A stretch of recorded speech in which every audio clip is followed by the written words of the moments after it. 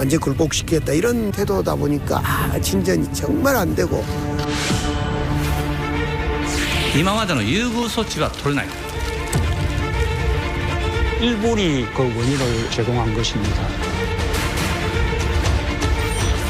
2019년 8월 23일 종료 동보의 효력을 정지시키기로 하였으며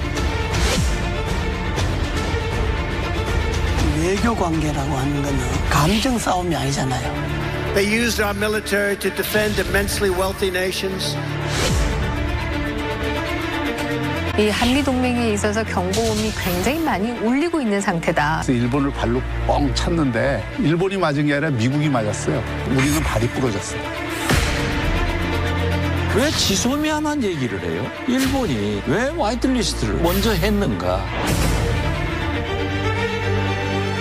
한미일 간의 안보 협력도 매우 중요합니다.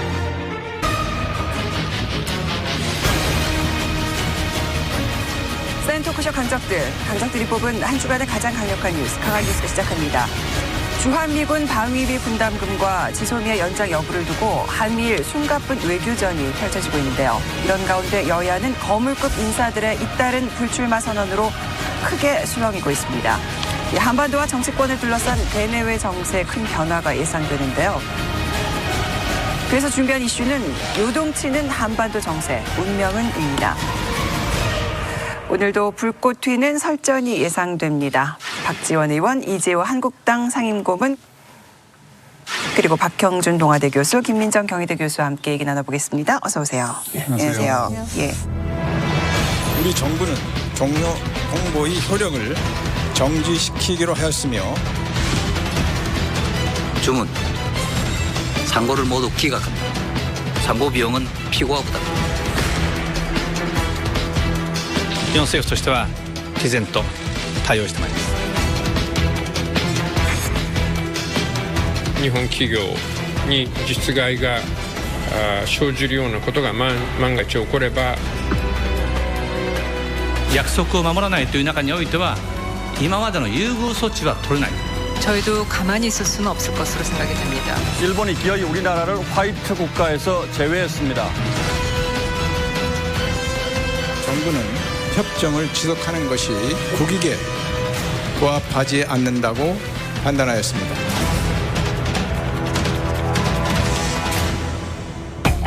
일본도 지소미아에 대한 성의 있는 태도를 보여라. 지소미아 문제는 한일 관계 이전에 한미 관계 문제예요. 철저하게 우리의 현실에서 우리의 국익을 생각하면서 외교 관계를 해야지. 먼저 불출마를 선언합니다. 자유한국당은 이제 수명을 다했습니다. 존재 자체가 역사의 민폐입니다. 우리 다 같이 물러나야만 합니다. 김세연 의원이 발언으로 대표되는 그 속에 한국당에 살 길이 있는 거예요. 쇄신에 불을 질렀다. 불가리에 성공할 가능성이 큰 것은 여당이다.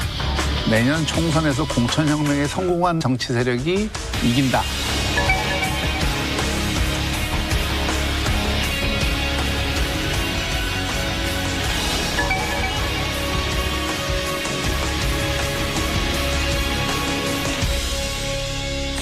내년도 주한미군 방위비 분담금을 둘러싼 한미 간 수싸움이 치열해지고 있습니다. 미국은 올해 분담금의 6배에 달하는 50억 달러, 우리 돈 5조 8천억 원을 요구한 것으로 알려졌는데요. 3차 방위비 협상에서 마주 앉은 대표단. 약 1시간 반 만에 협상이 파행됐습니다.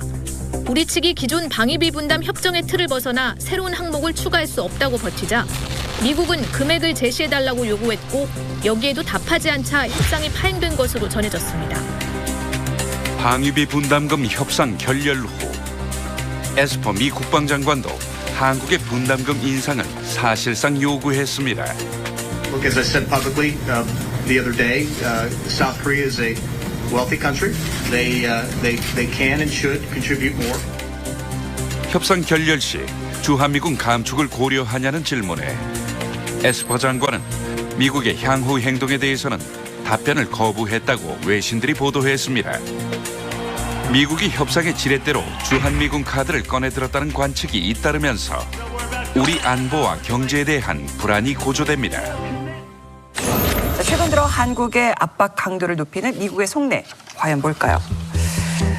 무리한 요구를 한 것은 우리가 이제 바로 잡아야 되겠지만 뭐 아시다시피 그 미국이 트럼프 대통령이 미국 우선주의를 내걸었지만 그건 단순히 트럼프 대통령만의 입장이 아니고 미국이 이게 세계 전략을 구사하는 데서 이제는 국가주의적인 성격을 강화하겠다. 이것을 이제 표현한 것이고 그래서 동맹들에 대해서 뭐 한국뿐만 아니라 일본, 나토도 마찬가지인데 자신들의 그 안보에 대한 책임과 부담을 훨씬 더 강화해야 된다.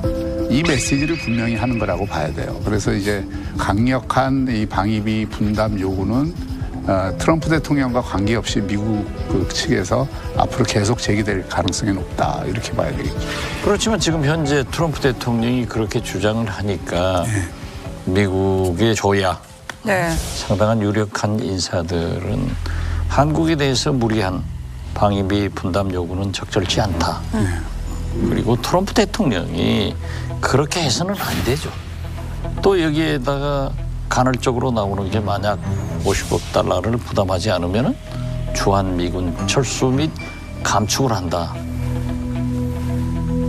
하는 것은 공갈이에요. 사실 주한미군 우리 한반도에 주둔하는 것은 물론 우리 대한민국의 안보에도 중요하지만 미국의 국익에 제일 우선되는 거 아니에요? 사실 우리나라에서 미국의 무역 흑자국이다라고 얘기하지만은 실제로 알토란 같은 돈은요, 미국이 엄청난 수입 흑자국이에요. 자, 무기 다 사오잖아요. 이건 무역과에 안 잡힙니다. 지적 소유권, 카피라이트는 얼마나 많이 지급하고 있어요? 또 비행기 등 첨단 제품은 다 미국 거예요. 그런데 우리는 고작 자동차만 하더라도 현지 공장에서 TV, 핸드폰 일종의 조립품이에요. 그래서 저는 미국이 좀 지나치게 무리하면 안 된다. 네. 우리 입장에서는 정말 뭐 안 좋은 것은 트럼프가 우리에게만 무리한 요구를 하는 것이 아니라 나토에도 그렇고 일본에도 그런데 우리가 1번 타자라고 하는 게 네, 우리가 그것이, 먼저 협상 대상이 된다. 네, 그렇습니다. 네. 그것이 안타까운데요. 그럼 왜 우리가 먼저 협상 대상이 되었는가라고 하는 것은 바로 작년에 주한미군 주둔비 협상에 있어서 이것을 1년으로 했기 때문에 그렇게 된 겁니다. 올해 우리가 부담할 방위비 분담금은 작년보다 8.2% 증가한 1조 389억 원입니다. 우리 국방 예산 증가율을 적용해 분담금을 늘렸습니다. 방위비 분담금이 1조 원을 넘은 건 이번이 처음입니다. 금액은 미국이 제시한 10억 달러, 우리 돈 1조 1,300억 원보다 낮은 수준으로 합의된 대신 미국이 제시한 유효기간 1년이 받아들여졌습니다. 뒤에 더 큰 문제가 발생할 걸 아마 예상하지 못했기 때문에 그랬지 않았을까 싶은데요. 과거와 같이 5년 단위로 했다라고 한다면 우리가 1번 순서가 안 됐을 거예요. 어쨌든 미국 입장에서는 우리 쪽에서 많이 받아야 연차적으로 일본이나 나토 쪽에도 많이 받을 수 있다 이렇게 생각하지 않을까 하는 생각은 하고요. 일본이나 나토의 경우에는 트럼프와 그 정도 불편한 관계는 아니에요. 우리만큼. 근데 우리는 이 한미 동맹에 있어서 경고음이 굉장히 많이 울리고 있는 상태다라고 하는 게 우리에게는 또 뭐 좋지 않은 부분이다 이렇게 얘기할 수 있고요. 제가 볼 때는 문재인 정권 들어서서 계속 한미 간에 크고 작은 마찰들이 있었잖아요. 좀 불편하잖아요. 한미 동맹 관계에. 난 그것에 대한 일종의 나는 자업자득이라고 보는데 지금까지는 한국을 보호하고 한국의 안보를 지켜주는 것이 미국의 국익에 도움이 된다. 이렇게 판단했던 것을 지금은 한국이 미국의 안보적 국익에 미치는 영향을 점점 줄여나가는 거다. 그러니까 이것에 대한 한국 정부가 대응을 잘해야 되는데 한국 정부가 미국을 자꾸 불편하게 하니까 그럼 미국 그럼 좋다. 한국은 없어도 된다. 막말로. 여기까지 지금 나가고 있지 않느냐. 사실 조금 재밌는 부분은요. 한국에서는 방위비 협상이 더 중요하고 지소미아는 부차적인 것으로 생각해요. 그래서 지소미아를 우리가 해주면 방위비 협상에서 조금 더 유리한 입장에 가는 거 아니야? 이렇게 얘기하시는 분들도 있어요. 그래서 지소미아를 지렛대로 사용하자 이런 얘기도 있는데요. 근데 미국의 분위기는 방위비보다는 지소미아에 훨씬 더 강조점이 가 있어요. 결정적인 역할을 한 건 미 국무부였습니다. 그중에서도 지난 5일 방한에 정부와 전직 관료들을 만나고 간 데이비드 스틸웰 국무부 동아태 차관보의 마쿠 조율이 큰 힘이 됐다고 소식통은 전했습니다. You talked about Disomia earlier today. We had fantastic discussions today. 한일 정부가 물러선 것도 스틸웰 차관보가 도쿄를 찾아 외무성 관료들을 만난 19일 무렵.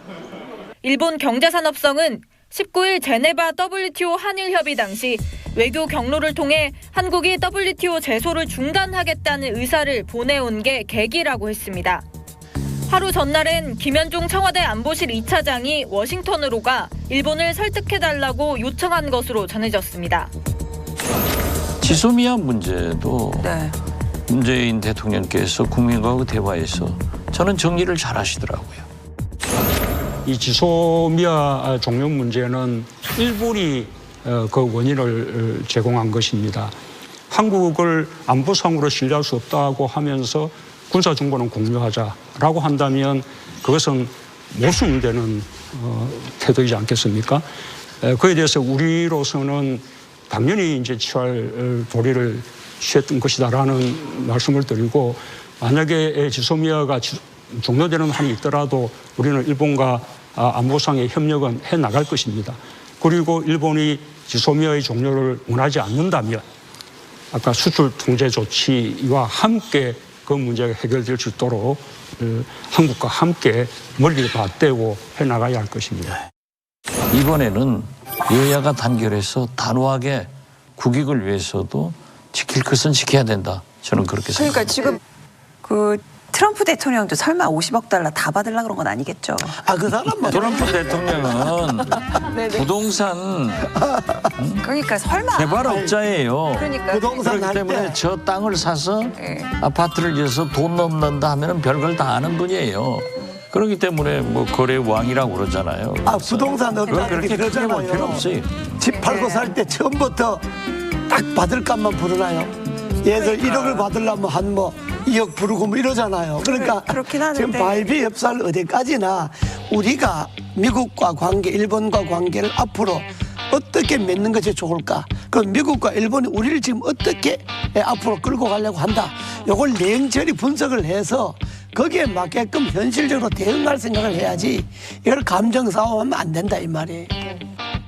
그 지소미아를 왜 미국이 중요하게 생각하느냐 하는 것은 사실 한미동맹의 가치나 한국의 앞으로의 국가 전략 이런 것들을 판단하는 시금석으로 보는 겁니다. 실제로 이 문재인 정부가 한 약속 중에 미국이 가장 불쾌하게 생각하는 것이 상불 합의예요. 그러니까 그게 강경화 장관이 국회에서 사드를 더 개최하지 않는다. 그리고 미국의 MD 시스템에 안 들어간다. 한미일 군사 동맹을 안 한다. 이 세 가지 합의를 했다고 얘기를 했어요. 허버트 맥메스터 미 백악관 국가안보 보좌관은 우리 정부의 산불 입장에 대해 한국이 세 가지 영역에서 주권을 포기할 것이라고 생각하지는 않는다고 말했습니다. 앞서 강경화 외교부 장관이 사드 추가 배치와 미국 미사일 방어체제 편입 그리고 한미일 군사동맹을 하지 않겠다고 한 데 대해 우려를 표명한 겁니다. 그러자 정치권에선 정부의 산불 입장이 주권을 스스로 훼손하는 결과로 이어질 수 있다고 비판했습니다.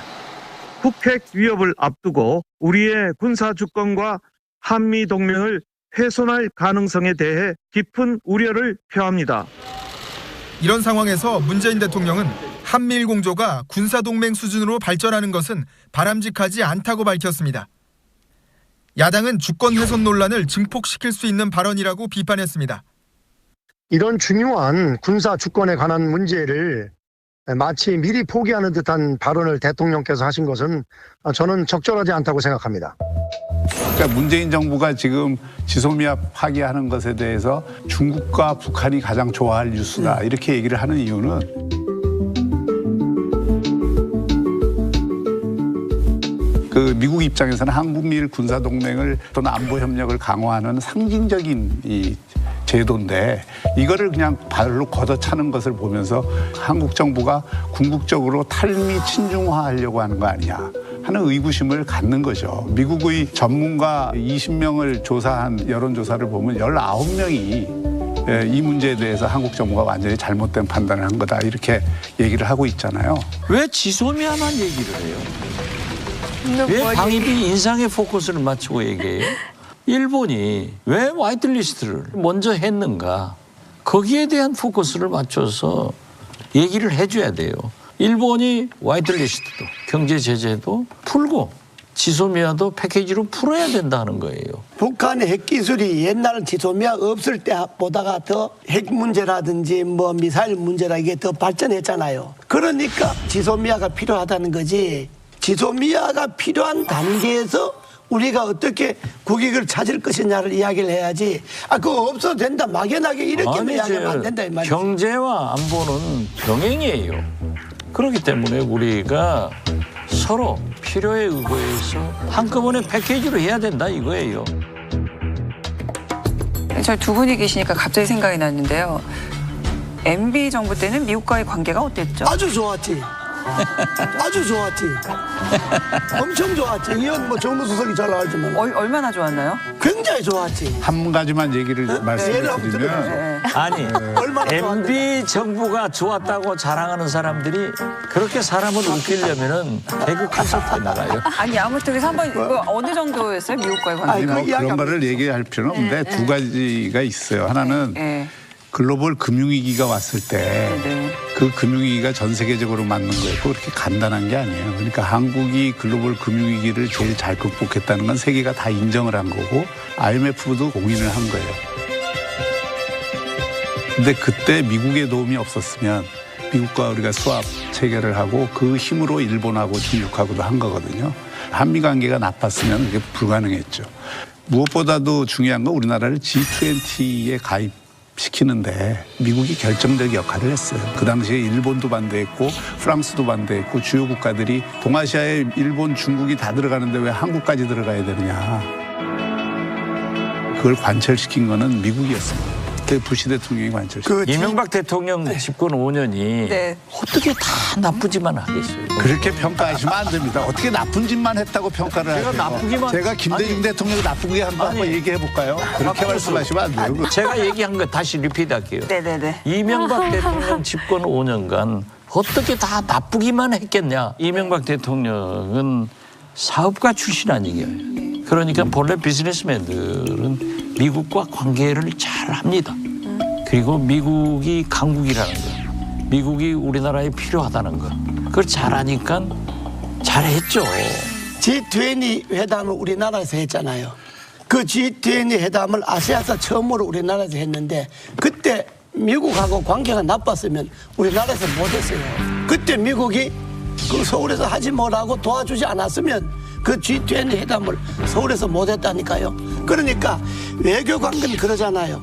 철저하게 우리의 현실에서 우리의 국익을 생각하면서 외교 관계를 해야지 외교 관계를 지금처럼 갈팡질팡 감정적으로 하면 안 된다 이 말이에요. 정의용 국가안보실장의 지소미아와 한미동맹은 전혀 별개라는 발언에 대해 전직 미 고위 관리들은 놀랍다는 반응을 보였습니다. 일각에서는 최근 ICBM 발언 논란과 북한 선언 북송 문제까지 거론하며 정 실장의 책임론을 제기하고 있는데요.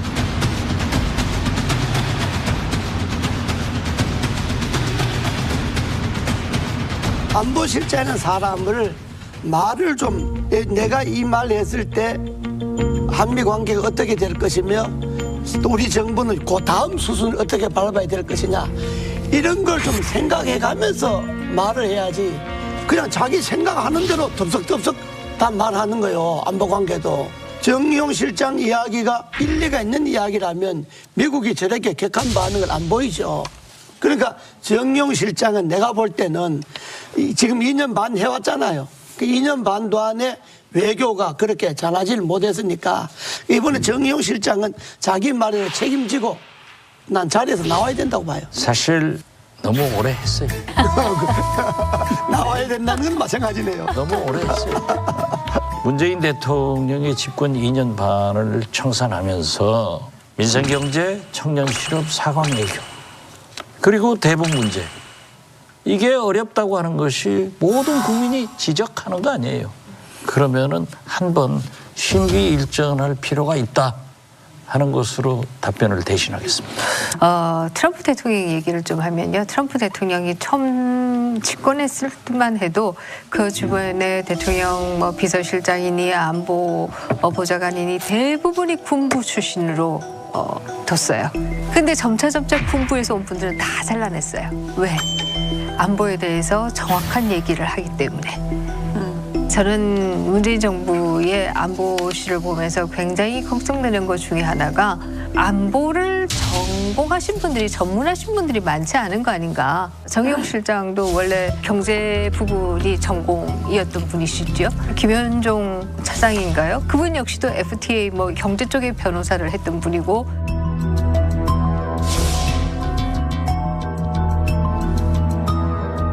특히 대한민국과 같이 안보의 이슈가 정말 중요한 국가에서 안보를 좀 잘 모르는 분들이 주로 안보실에 간다라고 하는 것은 굉장히 큰 문제가 아니냐. 역대 정부를 보면은 대개 외무부 장관이 앞장서서 외교 문제를 주로 풀고 청와대 외교 라인이나 안보 라인은 그걸 뒷받침하는 이런 어떤 역할 분담을 했는데 문재인 정부는 아주 독특한 게 늘 청와대 실장이나 수석들이 앞장서고 강경화 외교부 장관이 사실상 존재감이 없잖아요.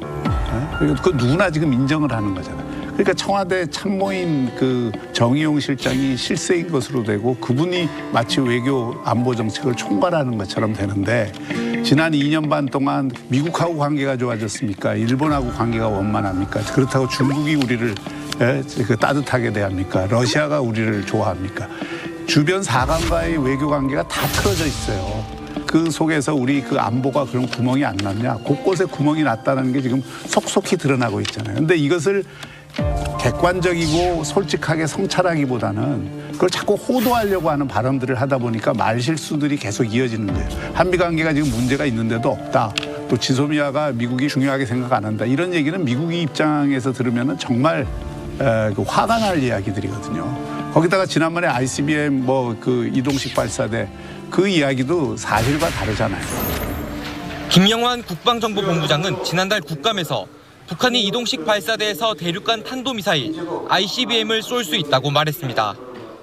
그러니까 ICBM은 현재 그 테일로서 아까 말씀하셨다시피 테일로서 발사 가능한 그런 수준까지 지금 북한은 이미 고도화되어 있는 상태이기 때문에 이 말은 정의용 안보실장의 발언과 배치됐고 저희가 볼 때는 ICBM은 테일로 발사하기는 어렵습니다. 기술적으로.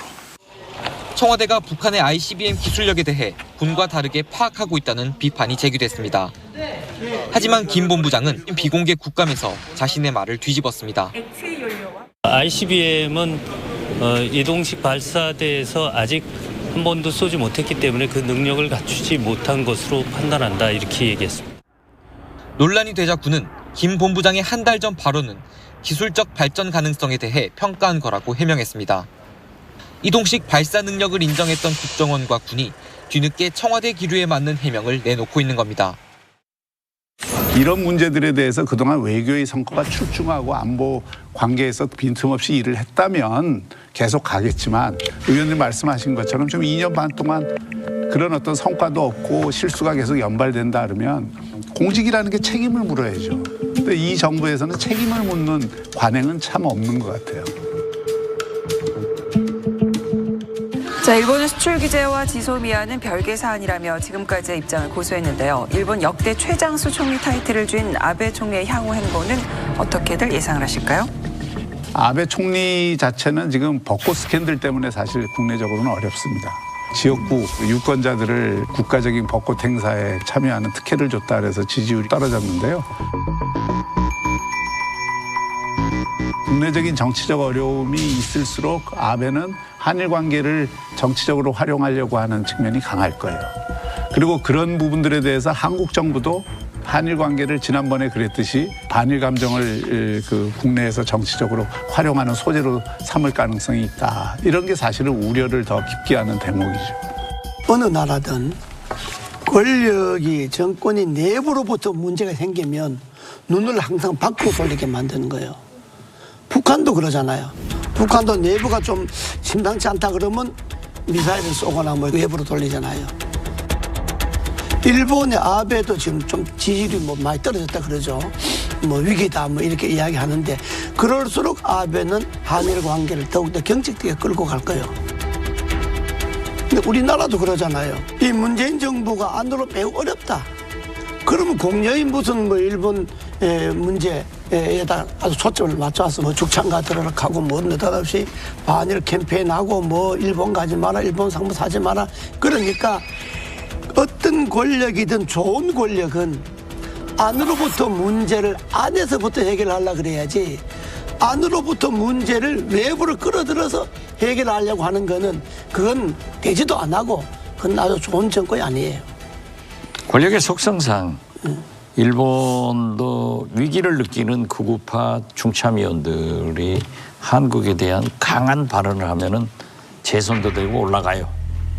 또 우리나라도 역시 이 대일 문제에 대해서 강경 정책을 쓰면은 굉장히 국민적 지지가 올라가는데 이제 그러한 것을 종식시킬 때가 왔다. 대한민국이 일본 싫어서 이사 갈 수 없잖아요. 일본을 또 저쪽으로 이사 보낼 수도 없고 그러니까 가장 가까운 나라이면서 역사적으로 얽혀있는 문제가 있으니까 지금 아베 총리도 위기가 오면은 또 한국을 이용해서 하려고 하지 말고 잘 풀어나가야 된다. 저는 그렇게 생각해요. 그리고 잘 풀릴 수밖에 없어요. 조국 사태 이후 위기감을 느낀 여당이 쇄신 모색을 하는 가운데 청와대도 대통령과 국민소통의 자리를 만들었는데요. 비틀즈의 All You Need Is Love가 흘러나오며 문재인 대통령이 스튜디오에 등장했습니다. 국민 패널들의 환호를 받으며 일일이 악수합니다. 얼마나 하실 말씀들 많으실까. 또 그런 분들이 오셨을 것 같고 그래서 오늘 경청하는 시간 그렇게 갖겠습니다. 가수 배철수 씨의 진행으로 시작된 대화는 웃음으로 시작했습니다. 아시는 분들은 아시겠습니다만 저희는 1953년 생으로 동갑입니다. 문 대통령은 교통사고로 아들을 잃은 박초희 씨를 지목하며 첫 번째 질문 기회를 줬고 어린이가 안전한 나라 2019년 내에 꼭 이뤄지길 약속 부탁드립니다. 또 관련된 질문들까지 받았지만 정작 관심이 쏠렸던 조국 전 장관에 대한 질문은 시청자 질문 한 차례로만 소화됐고 답변도 1분 안팎에 그쳤습니다. 자유한국당 김명현 수석대변인은 국민이 듣고 싶은 이야기는 어물쩍 넘어가고 하고 싶은 이야기만 일방적으로 했다며 국민과의 대화가 아니라 국민과의 대화쇼였다고 비판했습니다. 그 국민과의 대화는 김대중 전 대통령 시절에 처음 시작된 거잖아요. 네, 저 그렇죠. 예, 그게 제 기억으로는 굉장히 좀 획기적이었었던 것 같아요. 그때 제가 공보수석을 했는데 그때도 사실 야당과 엄청난 저분들이에요.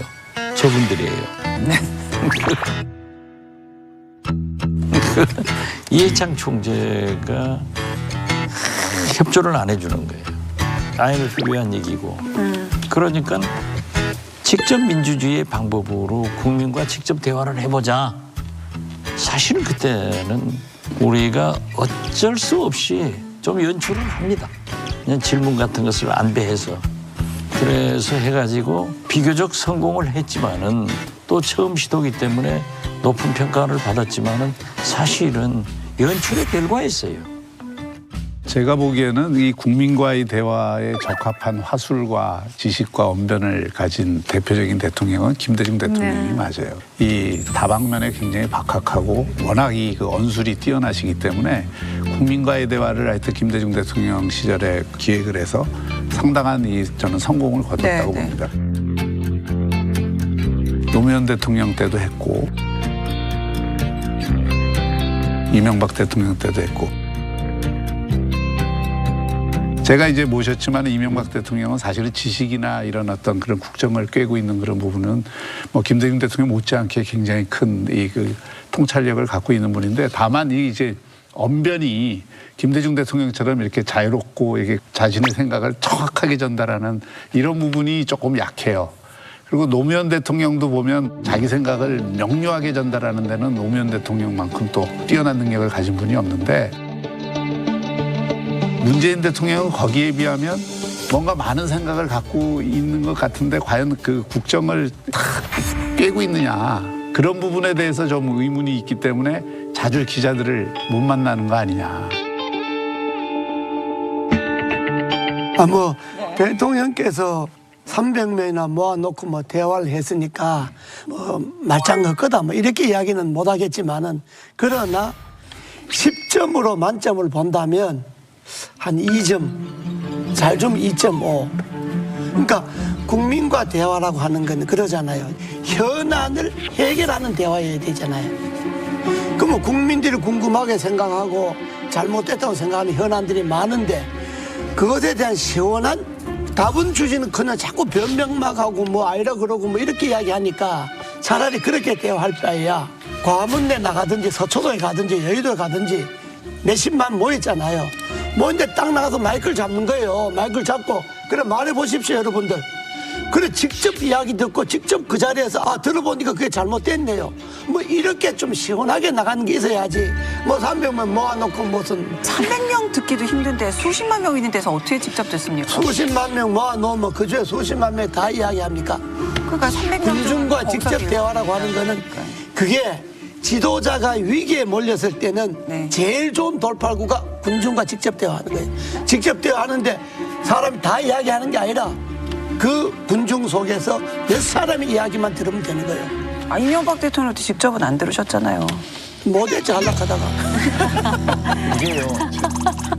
이재호 상임고문이 MB 정권의 실세는 실세였지만은 청와대에서 근무를 안 해봐서 몰라요.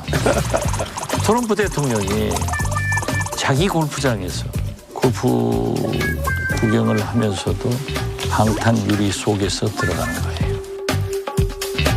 어떻게 수십만이 모인, 수만이 모인 광화문이나 서초동을 갈 수 없는 거예요. 그러나 16,000명의 지원자 중에서 300명을 골랐다고 하는 거, 거기에서 얘기가 하는데 저도 굉장히 산만하고. 잠깐만요. 예. 한꺼번에 이렇게 얘기하시면 저는 이런 프로그램 처음 했는데 한 3년은 늙은 것 같습니다. 예. 배철수 씨 3년을 늙는 기분이었다 3년 늙었어요. 잖아요. 배철수 씨 말이. 그 주최하는 방송사 측에서 그야말로 장담했었던 각본이 없는 이렇게 하겠다고 했는데 각본은 진짜 없었던 것 같아요. 진짜 없는 모양이더라고요. 제가 앞부분 조금 보다가 이건 이렇게 진행될 것 같다. 돗대기 시작이 되겠구나 생각하면서 시청을 멈췄어요. 사실은. 역시 탁현민이 있었으면 저렇게 진행할까? 이건요, 일종의 프로, 꾼들이 있어야 되는 거예요. 그 패널 선정도 예를 들면은 지금 농어촌 문제나 당면한 교육 문제 같은 것은 전혀 질문이 안 나오더라고요. 또 국민들이 어떤 의미에서 보면은 최대 관심사인 최저임금이나 노동시간 단축 문제에 대해서도 주마강산으로 넘어갔어요. 그러나 어떻게 됐든 대통령이 그렇게 좀 격이 없이 대화를 시도하고 국민과 소통하려고 한 것은 소통을 하지 않는 문재인 대통령이 잘했다. 저는 그렇게 보면서 농촌 문제나 교육 문제나 이런 현안에 대해서도 좀 설명할 수 있는 후속 조치가 있었으면 좋겠다. 저는 그렇게 봅니다. 사실 앞에서 트럼프 대통령 얘기하셨는데요. 최근에 트럼프 대통령이 굉장히 재밌는 장면이 몇 개 있는데 그 중에 하나가 경기장에 가서 트럼프 대통령이 막 손을 흔드는데 모든 관중이 다 야유를 해요.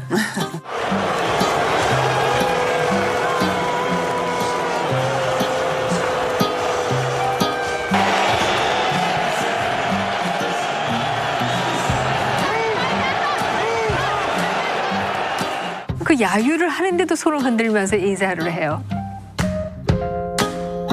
그 야유를 환호로 받아들인 거 아닐까요? 아니요, 야유인 것은 너무나 명백했어요. 그걸 보면서 제가 트럼프 대통령에 대해서 다른 모든 점은 다 뭐 좋게 평가 안 하지만 그럼에도 불구하고 국민들과 만나는구나, 야유를 하는데도 하는 점은 높이 평가할 수밖에 없다, 이 생각을 했는데요. 토론회를 보면서 느낀 것 중에 하나가 16분이 질문하셨나요? 근데 17이요? 그 중에서 300분이 17명. 보면 이미 대통령과 만났던 사람이 4명이래요. 그래서 실제 그냥 무작위로 많은 국민들 중에 와서 얘기한 것이 아니라 정말 대통령과 잘 알거나 가까운 사람들이 좀 온 거 아니야? 하는 의혹들도 있는 게 사실입니다. 제가 보기에는 뭐 이런 걸 안 하는 것보다 하는 게 훨씬 낫습니다. 대통령이 이 국민들과 어떤 형태로든 대화하려고 하는 노력을 하는 것은 의미 있는 일이라고 보는데요. 다만 그것이 이번에 한 것처럼 일종의 팬미팅처럼 기획되면 안 된다고 생각해요.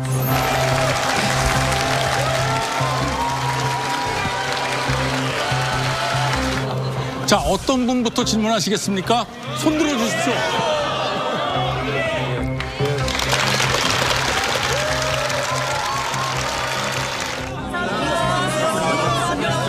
여기 사진 한 장 찍어주십시오. 대통령님. 예. 사랑합니다. 힘내세요. 사랑합니다. 그러니까 이 탁현민 행정관이 정확하게 본 거예요. 나 같으면 이런 행사 안 한다. 미리 예측을 했잖아요. 그러니까 그 이유가 뭐냐면 사실 국민과에 대하든 기자회견이든 이거는 대통령이 잘한 이야기를 듣기 위한 게 아니고 지금 국민들이 아쉽게 생각하고 이게 문제라고 생각하는 거에 대한 어떤 대책을 갖고 있는 건지를 알기 위한 거잖아요. 그래서 우리가 보통 대통령이 소통한다 그럴 때 기자회견을 중시하는 이유는 기자는 국민을 대신해서 국민들이 지금 뭘 제일 그 이슈로 생각하고 그런 부분에 대한 전문성을 갖고 있기 때문에 기자회견을 중시하는 것이거든요. 트럼프 대통령이 매주 어쨌든 기자회견을 하잖아요. I like to take everything personally because you do better that way. Keep going, Sarah? Okay, we'll go. Well, I don't care. Hey, you know, it just means we get home a little later in the evening, right? Yeah, go ahead. Sure, go ahead. Why did you characterize it as such? Because I consider it Russian investigation because it's a hoax. That's enough. Put down the mic.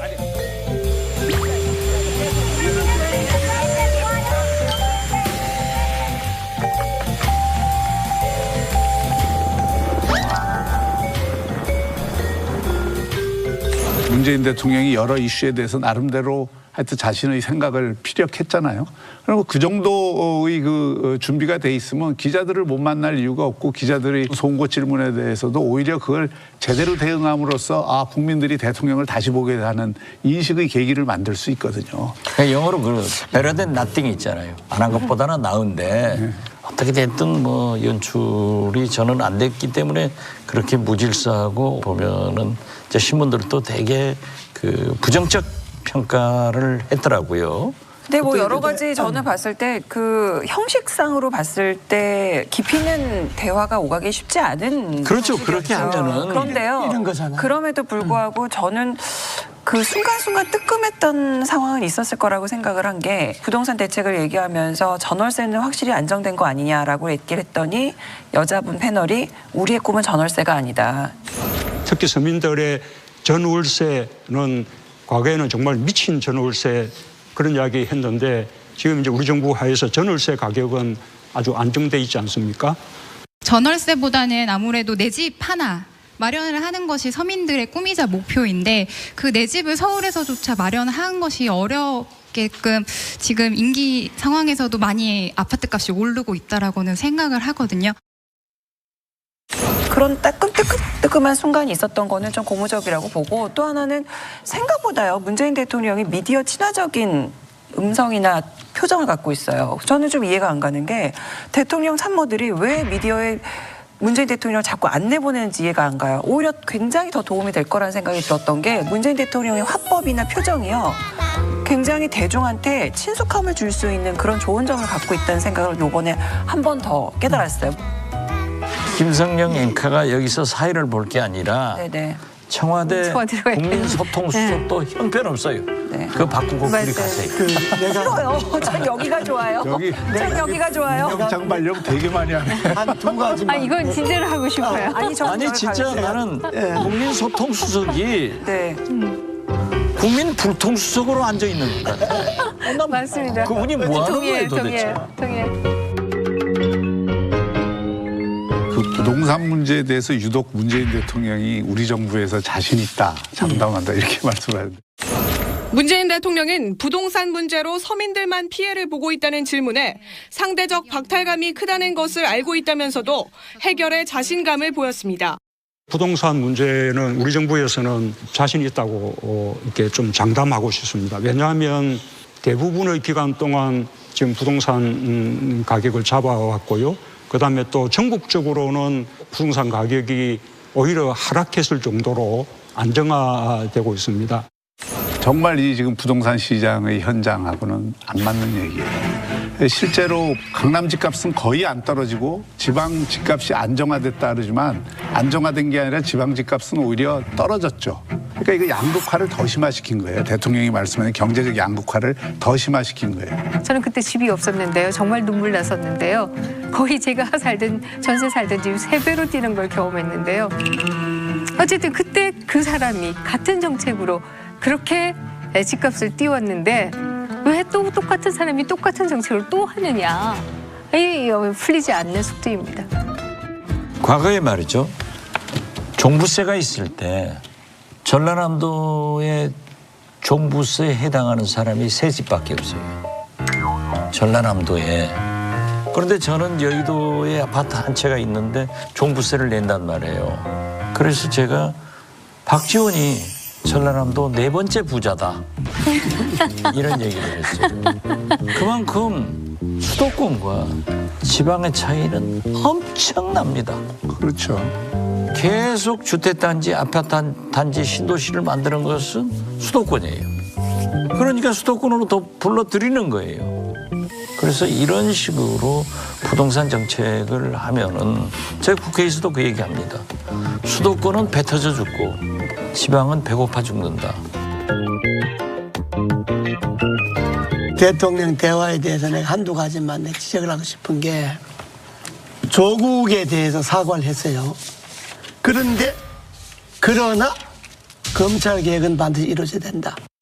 조국 전 장관의 문제는 결과적으로 그것이 많은 국민들에게 오히려 갈등을 주고 또 국민들을 또 분열시키게 만들고 한 점에 대해서는 정말 송구스럽다는 말씀을 드리고 다시 한번 이렇게 사과 말씀을 드립니다.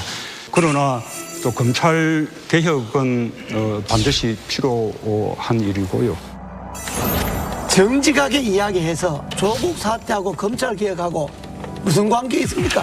조국 사태는 조국 사태대로 그건 잘못된 건 잘못대로 처리하는 거고 검찰 개혁은 검찰 개혁대로 지금까지 검찰의 잘못된 폐단에 대해서 이런 청산해야 된다는 건데 그걸 왜 조국 사태하고 검찰 개혁하고 연관시킨다고 하는 거는 이거는 대통령 인식이 잘못됐다. 아니 대통령 인식을 또 하나는 비난 매도할 게 아니라 조국 장관 사태에 대해서 사과를 하고 그러나 국민들이 검찰 개혁의 필요성에 대해서는 알았기 때문에 윤석열 총장에 대해서 신뢰를 보내잖아요. 지금 이제 법무부 장관이 저는 책임자로 생각했지만 낙마를 하고 말았는데 사실 검찰 개혁은 법 제도적인 개혁은 법무부가 하는 것이지만 검찰의 조직 문화를 바꾸고 수사 관행을 바꾸고 하는 것은 또 검찰이 또 스스로 하는 것이거든요. 검찰 내부에 대한 개혁은 윤석열 총장을 신뢰를 하고 있습니다. 그리고 또 법 제도적인 개혁은 국회와 협력하면서 또 앞으로 법무부를 통해서 더 이렇게 강력하게 지속해 나가겠다. 그게 아니라 하더라도 국민들은 좋은 일이라고 봐요. 국민들은 조국 사태가 아니라도 검찰 개혁은 필요하다고 생각하는 거예요. 언제 조국 때문에 국민들이 검찰 개혁을 반대했나요? 그게 아니잖아요. 근데 어쨌거나 국민과의 대화에서는 사실 진짜 쓴소리를 들은 사람은 문재인 대통령이 아니라 황교안 대표였잖아요. 그러니까 사실 20대가 황교안 대표한테 얘기했던 지적했던 부분은 다 맞는 정말 부분이죠. 진짜 네. 송곳 같은 질문이었어요. 청년들과 마주한 한국당 황교안 대표가 무너진 공정과 정의를 세우겠다며 청년 정책을 발표합니다. 채용 비리, 입시 비리를 반드시 뿌리 뽑겠습니다. 이제 더 이상 청년들 등에 빨대를 꽂는 일은 없어야 하겠습니다. 채용, 입시 비리 연루자를 공천에서 배제하고 국가장학금 규모를 1조 원 증액하겠다는 내용이 담겼습니다. 하지만 청년들의 반응은 싸늘했습니다. 나는 샤이보수가 아니다. 나는 쉐이보수다. 라는 말을 하고 있습니다. 자유한국당 하면은 옥당 정당이다. 라는 얘기를 많이 합니다. 근데 솔직히 시간부터가 평일 오후 2시면 정상적으로 사회생활하는 청년들은 오지 말라는 소리입니다. 이런 기본적인 디테일 하나부터 전혀 개선되지가 않는데. 그거는 이제 이렇게 네네. 얘기할 수 있겠죠. 아주 잘 그야말로 관리된 토론과 관리되지 않은 토론의 차이다. 그게 국민과의 대화하는 날 황교안 대표가 20대와의 대화를 오후 2시에 했어요. 오후 2시에 했어요. 예. 그러니까 거기 참석자들이 20대하고 대화한다고 하면서 오후 2시를 선택한 것은 이게 뭐냐? 노땅당? 이런 소리를 듣는다 해가지고 청년과의 이벤트를 했는데 오히려 역효과가 나고 그게 부각돼 버린 거예요. 황교안 대표는 지금 정치 입문한 지 9개월 됐지만은 스타트는 화려했는데 기대가 찼는데 하는 일마다 잘 안 돼. 그래서 운도 안 따른다. 만약에 황교안 대표가 문재인 대통령이 국민과 대화를 물타기를 한다거나 또 그걸 약화시키기 위해서 그날 청년과 대화를 기획했다면 그건 아주 잘못된 거죠. 그 시간에 그것도 토요일 일요일도 아니고 평일날 2시에 오락하는 거는 그 백수나 금수저만 오라 이 말 아니냐 이거는 지적을 많이 하는데 그러니까 그거는 그 행사를 기획하거나 주관했던 사람들이 세심하지 못하고 그게 한국당식이요. 그렇게 하는 게 한국당식이라고. 아니 그러면 왜 문재인 대통령이 국민과 대화는 또 그 사람들이 잘못했다고 하는 아니 그러니까 결국 지도자의 책임이에요. 아니 그러니까 그걸 계획한다고 해서 생각도 없이 덥석 그렇게 하자라고 하는 거는 지도자의 책임이죠. 그렇죠. 잘못인데 나 그건 바로 지금 한국당이 비판받는 게 지금 그러잖아요. 지지도가 얼마냐 그건 떠나서 호감 비호감에서 한 번도 민주당을 이겨본 적이 없잖아요. 그걸 지적을 받고 이걸 고쳐야 되겠다 이런 생각을 해야 되는데 이 사람들은 지적을 받으면 변명하려고 그래요. 뭐 그게 아니라 하고 뭐 괜찮다 하고 뭐 그건 일부가 그런다 그러고 이게 한국당을 망하게 하는 길이에요. 행사를 준비한 게 자유한국당 대학생 위원회예요. 그 친구들이 똑같은 얘기를 하는 거예요. 자유한국당 사무처에 오후 2시에 하면 안 됩니다. 그거는 제대로 된 청년들이 올 수도 없습니다. 그랬는데 그 자유한국당에서 그냥 해버렸다는 거예요. 네? 그러니까 그게 자유한국당이 갖고 있는 이 관료적 속성을 지금 보여주는 거거든요. 대표 시간 맞춰놨고 전체 일정 다 맞춰놨으니까 이거 흐트르면 안 된다. 무엇이 중요한지를 모르는 거예요. 사실은 그 행사라는 거는 청년들에게 자신들이 갖고 있는 생각을 제대로 하고 청년들의 쓴소리를 제대로 듣기 위한 건데 그 내용적인 쓴소리를 들은 게 아니라 그 형식에 대한 쓴소리 한마디로 그 행사 자체가 의미가 확 퇴색해버렸잖아요. 황교안 한국당 대표는 지소미아 파기 철회, 공수처 포기를 요구하며 단식 투쟁에 나섰는데요. 국회 본관 앞에 황교안 대표 농성장이 설치됐습니다. 황 대표는 지소미아 종료와 패스트트랙 처리를 막기 위해 단식을 결정했다고 말했습니다.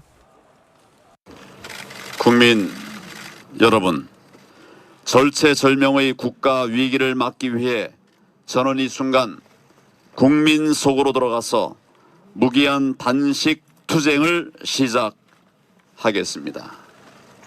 죽기를 각오하겠습니다. 단식 투쟁이 들어갔잖아요. 그러니까 이제 일반적인 그냥 그 정치 감각으로 보면 좀 갑자기 왜 단식 이런 어떤 좀 뜬금없다는 생각을 할 수 있는데 지금 그 걸려 있는 사안들 성격으로 보면 사실 자유한국당이 할 수 있는 일이 별로 없어요. 저희 황교안 대표가 호소문에 발표한 거 보면 3가지를 얘기를 했어요. 지소미아 파기, 공수처법과 연동 비례대표제 선거법의 패스트트랙 처리는 우리 삶과 가장 직접적으로 맞닿아 있는 일입니다. 자신이 총리로 있을 때 이 사안이 대두됐고 그때 굉장히 어렵게 이게 관철이 됐다는 것을 알기 때문에 더더욱 이 지소미아의 중요성을 강하게 인식하는 것 같고, 그리고 저는 지소미아보다도 중요한 거는 패스트 트랙에 대해서 공수처법과 연동형 비례대표를 어떤 형태로든 막으려면 야당 대표로서 선택할 수 있는 전략적 수단이 굉장히 한정돼 있었다고 생각합니다. 막을 수 있는 방법이 예를 들어 지금 이 패스트 트랙이 올라갔기 때문에 문희상 의장이 직권상정해갖고 통과시키면 그뿐이에요. 그 지금 선진화법 때문에 옛날처럼 뭐 국회를 단상점거하거나 그렇게 해서 막을 수 있는 일도 아니에요. 또 야당이 그냥 반대한다 목소리만 내면은 결국 통과될 거예요.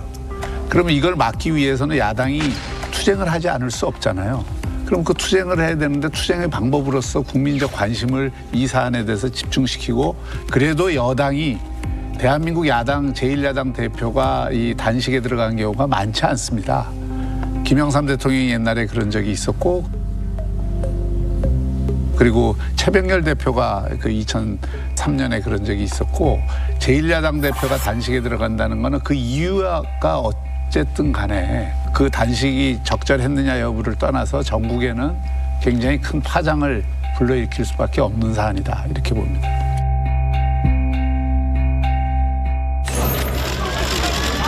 청와대 강기정 정무수석이 단식 중인 황교안 대표를 찾았습니다.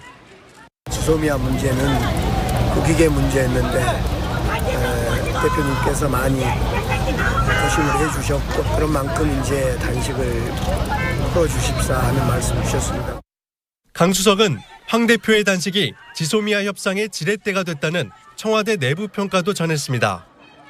한국당은 지소미아 관련 결정을 환영한다면서도 단식은 풀지 않겠다고 했습니다.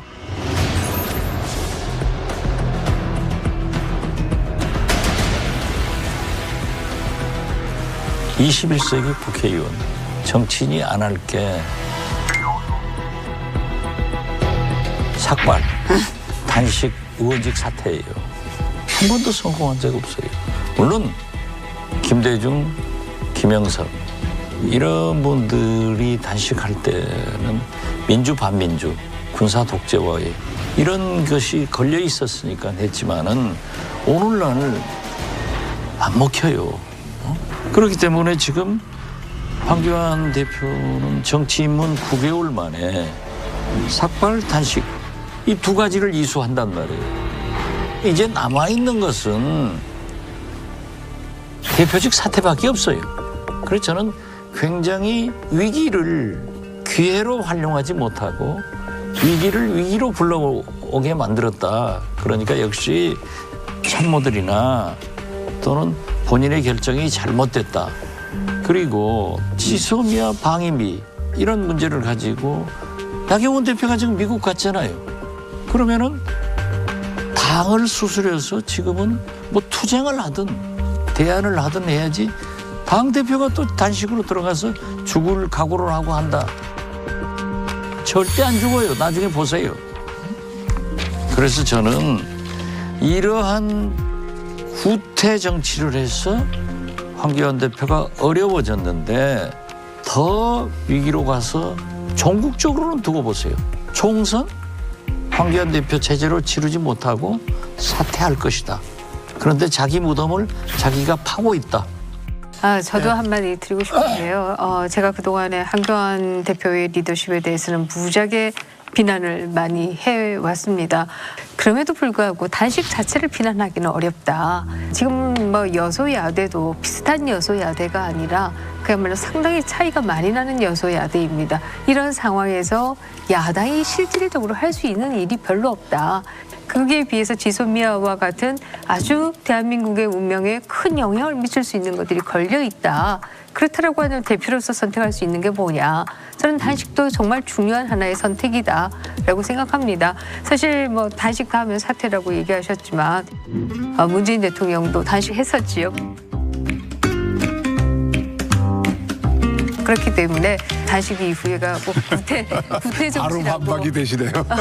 구태 정치라고 꼭 그렇게 얘기하기는 어렵다고 그때하고 지금하고는 달라요. 그때 달라요? 얼마나 저는 진정성 있게 하느냐가 중요하다 한다라고 하면 단순히 단식하는 것이 이슈가 되는 것이 아니라 그 이슈를 얼마나 잘 국민들한테 설득하고 풀어낼 수 있느냐 이것이 저는 중요하다 이렇게 생각합니다. 저는 이 시기에 제1야당 대표가 선택할 것이 단식밖에 없었느냐 하는 점에 대해서 나는 문제를 갖고 있습니다. 지금 황교안 대표가 야권 통합을 제의했잖아요. 본인 입으로. 그 지금 뭐 물밑에서는 어떤 진전이 있는지 모르지만은 저도 우리 국민들 눈에는 별 진전이 없잖아요. 그죠? 두 번째는 당내에서 김세현 의원이 발언이 있었잖아요. 사퇴가 있었잖아요.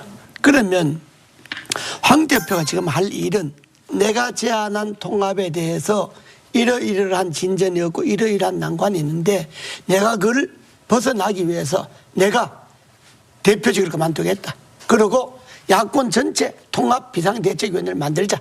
그 통합 비대위에는 현역은 다 빠져라. 그럼 뭐 100% 물갈이를 하든 50% 물갈이를 하든 어쨌든 야당의 새로운 인물들로 선거를 치르도록 하자. 그러기 위해서 나는 대표를 내놓겠다. 이렇게 통합에 대해서 한 번 더 진전된 이야기를 해야 되는 거고 인적 쇄신에 대해서 물론 애로사항이 있죠. 그거는 통합 비대위를 만들어버리면 황교안 대표가 해야 할 인적 쇄신의 칼은 통합 비상대책을 넘겨버리면 되는 거예요.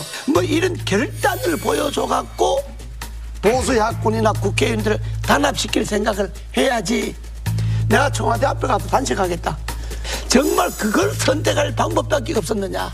이것에 대해서는 나는 당내에서도 많은 의견이 있을 거다. 지금 이재호 고문이 제시한 게 정답이에요. 황교안 대표는 이미 9개월 동안 당대표를 하면서 시험이 끝났어요. 그렇기 때문에 보수 통합을 위해서 진정하게 원한다면 나는 국회의원도 당대표도 대통령 후보도 하지 않겠다. 오직 보수 대통합이다. 라고 나가면은 차라리 진정성이 있어서 통합도 될 거예요. 여권에서는 황 대표의 단식 투쟁에 명분이 없다는 반응입니다.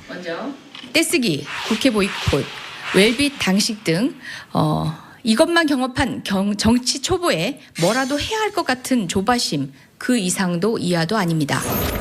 쇄신 대신 투쟁을 택했다는 비판도 나왔습니다. 당내 개혁 요구 목소리에 귀를 기울이고 진정성 있는 인적 쇄신을 위한 노력을 하기에도 부족할 시간에 장외투정 삭발 발항, 의전 단식까지 황교안 대표의 자충수가 끝이 없습니다. 리더십 위기에 따른 불안 증세를 명분 없는 단식으로 표출하더니 30분마다 건강 체크, 소음 제어까지 신경 쓰는 철통 보안 속 의전 단식으로 빈약한 행보를 이어가고 있습니다. 단식의 진정성은 없고 의전왕의 행태만 있습니다.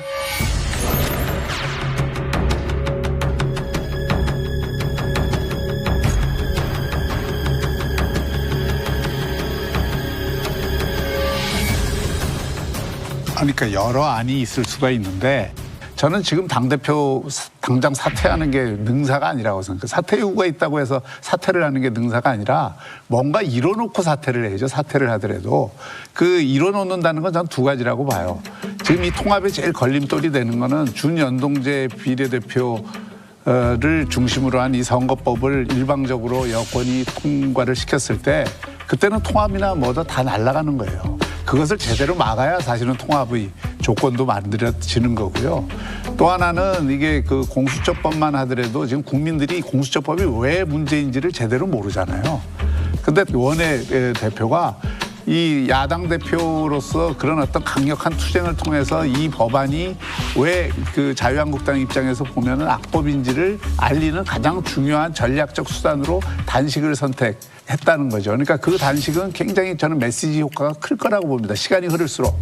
그것에 대한 정치적 평가는 뭐 다양한 평가가 있을 수 있지만 이게 전국의 굉장히 중요한 이슈가 되도록 만드는 데는 그런 이슈들이 패스트트랙에 올라가는 이슈를 만드는 데는 저는 어느 정도 계기를 이슈를 자기들이 만든다고 해서 되는 게 아니에요.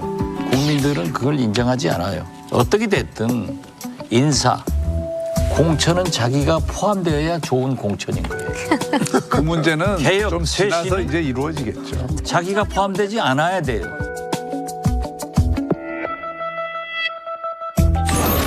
자유한국당은 대표의 단식에 맞춰 인적 쇄신 방안을 발표했습니다. 21대 총선 시 현역 의원 절반 이상 교체하는 개혁 공천을 하기로 하였습니다. 지역구 의원 3분의 1을 컷오프하고 비례대표를 포함해 현역 의원 절반을 물갈이하겠다는 겁니다. 한국당 고위 관계자는 당무검사 결과와 당 지지율과 의원 지지율을 비교, 의정활동 내용 등을 평가 요소로 삼을 것이라고 말했습니다. 또 다른 관계자는 계량화된 점수가 기준이 될 것이라면서 특정한 지역이나 선수를 겨냥한 컷오프는 아니다라고 말했습니다. 김세현 의원의 지도부 사퇴 요구를 일축한 황교안 대표는 대신 총선 실패 시 대표직을 내놓겠다는 입장을 밝혔는데요. 자, 이 문제는 어떻게 보십니까? 총선 실패하면요. 총선 실패하면요. 맞아요. 다 나가는 거예요. 총선 실패하고도 꽃가마 타고 다니려고요? 그 이야기는 가만히 있어도 총선 실패하면 그대로 그만둬야 되는 거예요. 제가 얘기한 게 아닙니다. 그 이야기는 하나만 하는 이야기. 네, 제가 얘기한 게 아니고요. 아니 대표가 총선 실패하면 저절로 그만두는 건데 꽃가마 타고 실패하면 그만두겠다. 그거는 듣는 사람 화나게 만드는 거지. 네. 민주당은 이해찬 대표가 130명 현역 의원 중 절반 가까이를 물갈이하겠다 하는 얘기가 들려와요. 그런데 이제 한국당은 황교안 대표가 보세요.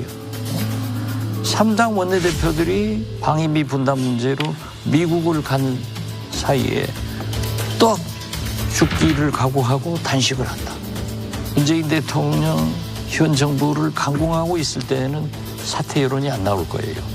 그렇지만 저렇게 시작했으면은 제 정치 경험으로는 절대 견디지 못할 것이다. 어려워질 것 같아요. 총선까지 150일이 채 남지 않은 여의도에서는 정치 지형이 흔들리고 있습니다. 여권 86그룹의 리더인 임종석 전 대통령 비서실장과 야권의 대표적인 소장파 김세현 의원이 총선 불출마를 선언한 건데요. 이들의 불출마 선언이 총선 물갈이의 방아쇠를 당길 수 있을까요? 86그룹 대표 주자인 임종석 전 대통령 비서실장이 내년 총선 불출마와 함께 사실상 정계 은퇴를 선언했습니다. 임 전 실장은 자신의 페이스북에 제도권 정치를 떠나 원래의 자리로 돌아가려 한다며 앞으로의 시간은 다시 통일운동에 매진하고 싶다고 썼습니다. 한국당에선 3선의 김세현 의원이 총선 불출마를 선언하며 한국당 해체를 주장했습니다. 자유한국당은 이제 수명을 다했습니다. 이 당으로는 대선 승리는커녕 총선 승리도 이뤄낼 수 없습니다. 존재 자체가 역사의 민폐입니다.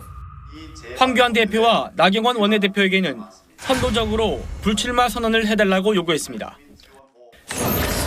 거의 동시에 나왔잖아요. 그죠? 예, 좀 놀라웠어요. 같은 날. 네네네. 어떻게 보셨어요? 방아쇠 당길 거예요. 네.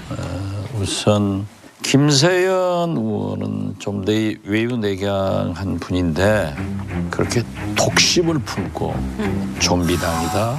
황교안, 나경원 두 지도부 물러가고 한국당 해체하고 의원직 다 사퇴하자. 이렇게 얘기한 것은 조국 사태를 겪으면서도 한국당이 변하지 않은 그 모습에 대해서 타는 불에 기름 얹었기 때문에 쇄신이나 황골탈퇴의 불씨를 던졌다. 저는 그렇게 봐요. 네. 근데 문제는 저는 여다이든 야다이든 농사로 말하면 땅에 농사 짓는데 지력이 다하면 내내 농사가 안 된다. 올 겨울에 객토해갖고 내 농사를 짓는단 말이에요. 네. 농사꾼들은 객토를 하려면 누구 객토할 사람이 있어야 되잖아요. 어디 가도 새로운 알칼리성 산성된 땅에 알칼리성 흙을 갖다가 집에 지고 와서 밭에다 논에다 뿌려야 되거든요. 그래야 이제 지력을 바꿔서 내내 농사를 짓잖아요. 그러니까 여의도도 지금 말하면 지력이 다 한 땅이에요. 여다이든 야든. 그래서 객토를 할 필요성을 나는 임종석 씨나 김세현 씨가 나는 제기를 했다고 보는데 이 객토를 하지 않으면 난 여든 야든 내 선거 어렵다고 봐요. 그래서 이 김세현 의원의 주장이 어떻게 자유한국당에 영향을 좀 주겠습니까? 줘야 되지요. 안 주면 자유한국당 망하는 거지.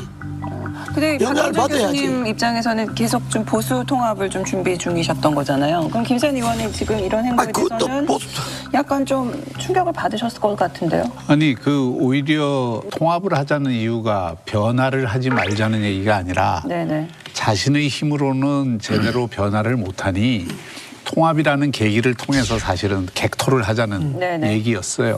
근데 이제 거기에 그 김세현 의원이 당 안에서 보니까 순조로운 방법을 써서는 도저히 이 객토가 안 되겠다 이렇게 판단을 한 거죠. 그래서 나름대로 자기 희생을 하면서 굉장히 강력한 경고의 목소리를 내면서 결단을 냈다고 보고요.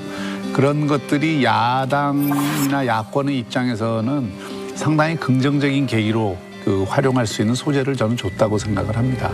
물론 그 발언 중에는 좀 일절에서 멈췄으면 하는 발언도 있어요. 사실은 자기 있었던 곳에 좀비라는 표현이라든지 이런 거 조금 과한 면이 있지만 그런 걸 트집 잡아서 김세현 의원이 그 생각하는 진심 그리고 어떤 지금의 자유한국당 모습으로는 안 되고 뭔가 큰 변화, 틀의 변화 그리고 내용의 변화 이거를 가져와야 된다라고 하는 김세현 의원의 그 이야기는 모두가 경청해야 되고 또 그것을 실천으로 담보를 해줘야죠. 네.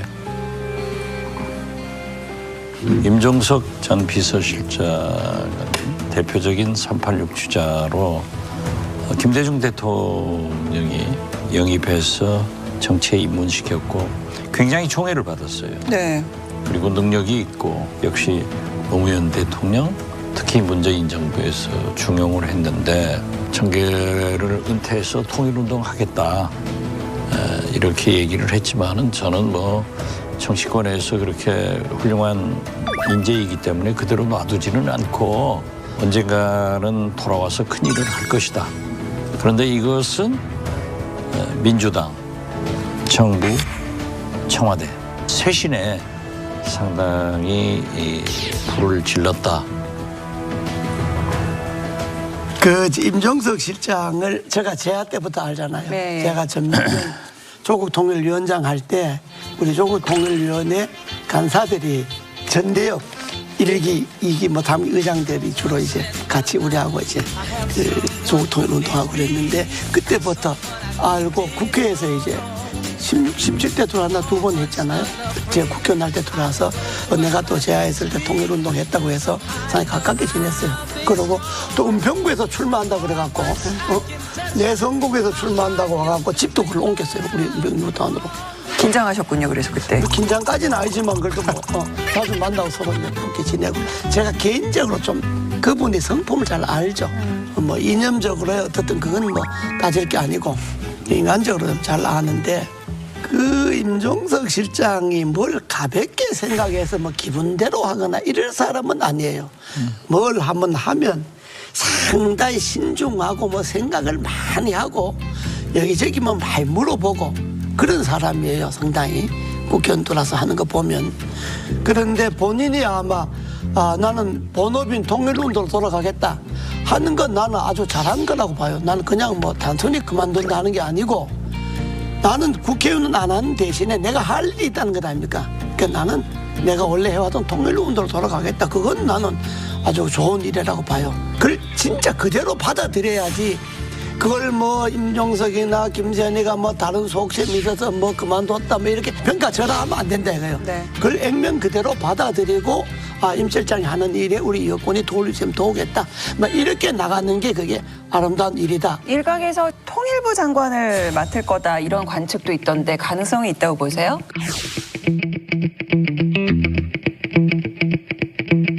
그건 난 가능성 없다고 봅니다.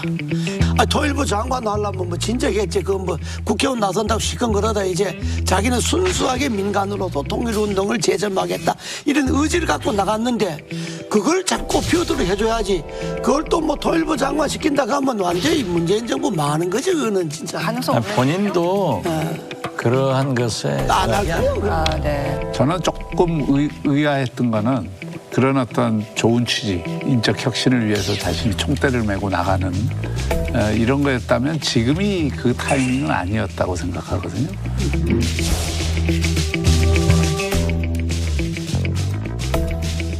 아직 공천까지는 상당한 시간이 있고 그동안 나온 기사나 제가 알고 있는 임종석 실장 보면은 상당한 정치에 대한 의지가 있었던 사람이고 권력 의지도 있는 사람인데 그렇게 정치적인 공간에서의 갈등 관계, 그 역학 관계 때문에 자신을 그냥 확 던지지는 저는 않았을 것 같아요. 오히려 그 개인적으로 뭔가 이렇게 충분히 숙고한 그 결과로 자기가 정치를 안 하겠다는 생각을 한 거 아닌가. 그래서 그 임종석 실장 불출마하는 것을 너무 이렇게 정치공학적으로 해석할 이유는 별로 없다. 저는 오히려 그렇게 봤습니다. 그러니까 우연히 김세현 의원하고 이게 같은 날 그거 돼서 이게 에스컬레이트 된 면은 있는데 지금 던지는 거는 조금 있으면 다 잊혀지잖아요. 그래서 사실 또 충격도 그렇게 지금 그 불출마 선언을 했다 그래서 잇따라서 불출마 선언을 하거나 586을 쇄신을 할 수 있는 계기들이 없지 않습니까? 그건 결국 공천에 가서 이루어지는 건데 그걸 한참 앞둔 지금 왜 그만뒀을까? 저는 그 부분은 오히려 개인적인 오랜 생각의 결과 아니냐 그런 생각이 들었고. 네, 이철희 민주당 의원이요.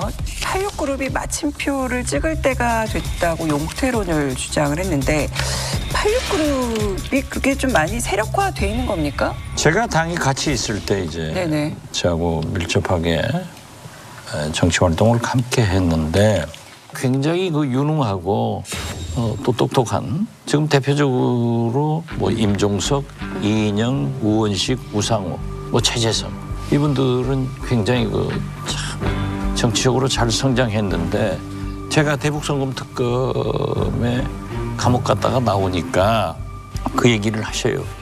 김대중 대통령이 386들이 정치 귀족화됐다. 지금 내가 듣고 있기로는 양주 폭탄주를 제일 많이 마시고 다닌다. 골프를 제일 잘 친다. 이건 있을 수 없다. 예전에 임수경 전 의원이 한번 임수경 의원이 이제 폭로를 했죠. 네, 폭로를 한 적 있었죠. 광주 5.18 간 것을 올려버렸죠. 네네네. 지금 식으로 하면은 네네. 그래서 동교동으로 오라고 해가지고 많이 충고를 했어요. 절대 그러지 말고 배낭을 메고 깃대를 꽂고 전국 시장으로 돌아다니면서 국민과 소통해라. 그리고 절을 시켜서는 5천만 국민이 골프를 치더라도 386 너희들은 치지 마라. 대중화된 운동이지만은 그건 아니다. 그리고 5천만 국민이 양주 폭탄주를 마시더라도 너희들은 시장에서 순댓국 넣고 소폭을 마셔라. 이것이 너희들이 갈 일이다 했는데 그걸 탈피하지 못하고 정치 기족화된 것만은 사실이에요. 586이라고 보통 지칭할 때는 80년대 학생운동 또는 민주화운동을 했다가 정치로 직행을 해서 그 힘을 가지고 지금까지 국회의원을 하는 그룹들을 얘기하는 겁니다. 근데 이분들의 특징이 권력을 만들어내는 데는 굉장히 능한 이런 어떤 특징을 갖고 있지만 가장 많은 사람들이 문제 제기하는 거는 이들이 그 후배들을 키우지를 않고 실제로 자신들이 계속 수십 년 동안 운동권의 권력, 정치의 권력으로 이렇게 전환하면서 그냥 자신의 틀을 유지해 왔다는 거죠. 그렇기 때문에 사실 민주당에서도 젊은 세대들이 이렇게 올라오려면 이 벽에 부딪히는 지점들이 많이 있습니다. 이철희 의원이 얘기한 건 그런 걸 걷어내줘야 여기도 이제 좀 미래를 보는 활력 있는 정당이 된다. 저는 뭐 적절한 지적이라고 보고요.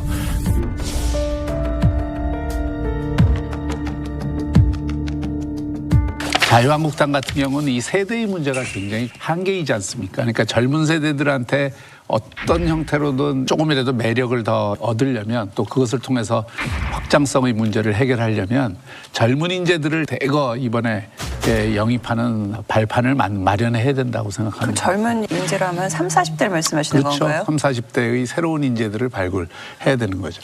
지금 사실 그 18대, 19대, 20대 이 공천을 지나면서 점점 이 국회의원들의 연령이 올라갔어요. 네. 자유한국당 같은 경우는.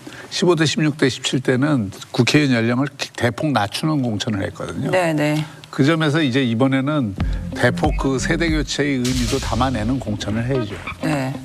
네, 17대 이후에 연령이 계속 높아져 왔다라고 표현하셨는데요. 이건 다시 얘기한다라고 하면 16대부터 일부 들어오기 시작하던 386이 20년 동안 자연적으로 머무는 동안 연령이 높아진 것이다.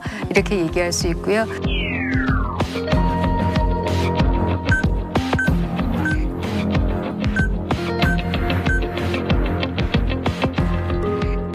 저는 이번에는 좀 젊은 세대들이 대폭 들어왔으면 좋겠다라고 생각하는데요.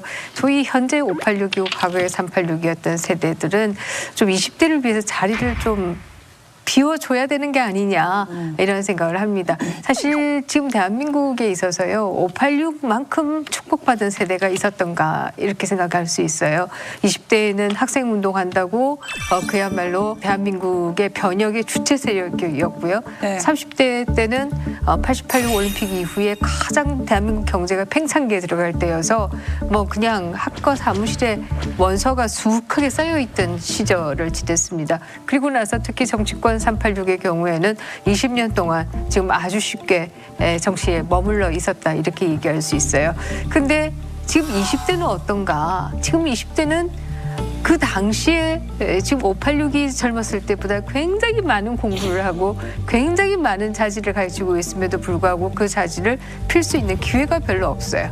더 중요한 거는 586 세대가 과연 정치에 와서 무엇을 남겼는가? 무엇을 기여했는가라고 하는 생각을 해보면요. 정치 기술에 있어서는 굉장히 발달되었고 그렇지만 정말 정당 민주화에 도움을 줬는가라고 한다면 답은 전혀 아니다. 20대는 민주화 운동을 했을지 몰라도 정당 민주화에는 기여를 하지 않았다. 이렇게 생각합니다. 저는 그 586의 긍정적 면이 구세대와 신세대 딱 낀 세대인데 네. 중간 세대인데 그래도 우리 정치권의 투명화에 굉장한 기여를 했다. 저는 그렇게 봅니다. 네. 총선을 앞둔 여야 정치권에선 자기 희생 요구가 분출하고 있지만 내가 아닌 남이 희생해 주길 바란다는 비판이 나오고 있습니다. 인적 쇄신 요구를 마주한 정치권에 5글자로 조언 한 말씀씩 해주시죠. 2개를 만들게요. 네. 공천은 나만. 개혁은 너만. 저도 비슷한 건데요. 이거 조언이에요? 그거 하지 말자. 그거 하지 말자 얘기신데요. 저도 비슷하게 생각했는데 남편은 학살. 내 편은 심기. 이런 거 하지 말고 남의 편. 남의 편. 네. 하즈번드가 아니고요. 남의 편. 남의 편은 학살. 내 편은 심기. 이런 거 하지 말고요. 국민 경선 합시다. 국민 경선. 저는 뭐 평범하게 하겠습니다. 하여튼 여든 야든 이번에 제대로 바꿔야 산다. 바꿔야 산다. 저는 박형준 교수님이 좀 독특하게 할 때까지 계속 시킬 겁니다. 네. 왜 저를 보세요? 바꿔야 산다. 내가 지금 하려고 딱 써놨는데. 써놓고 지금 보고 있는데 지금. 텔레파시가 통하는 사람. 먼저 해야 산다. 네. 자, 강적들 함께해 주셔서 고맙습니다. 센터코쇼 강적들 저희는 다음 주 뵙겠습니다.